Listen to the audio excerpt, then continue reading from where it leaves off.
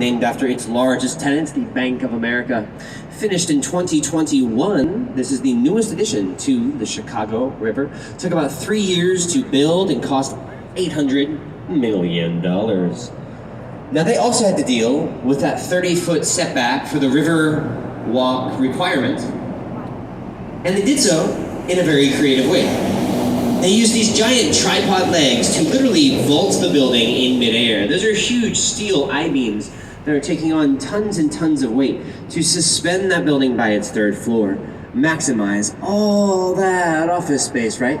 And create yet another lovely Riverwalk area. So I love this Riverwalk rule because I think in addition to creating pedestrian access ways that make Chicago so walkable, it also makes architects and engineers work in really creative ways to find innovative solutions like this one.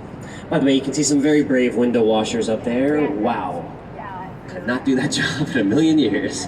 I'm way too afraid of heights for such a thing, but I tip my cap to them.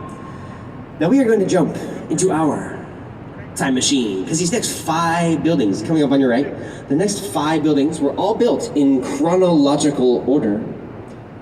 So they really demonstrate the evolution of architecture not only here in Chicago, but across the United States.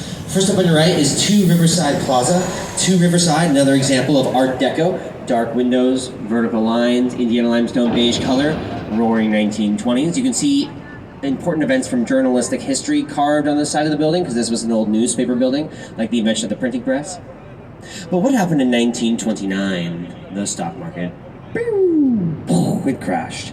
And we entered the Great Depression, and there was a virtual freeze on the building of office buildings from 1932 to 1957. That's about 25 years of no building. But when we reboot architecture in the late 50s and 60s, we jump right into black box modernism, which you can see over here on the right in Gateway Centers 1 and 2.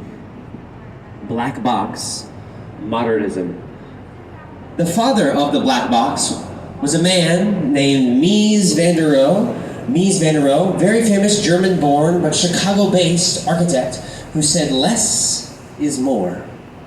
Less is more. So I think that there's an elegant simplicity to these black boxes. They are dark, stark, they are more cheap and easy to make. These buildings, they are more functionally beautiful instead of being all that aesthetically beautiful, right?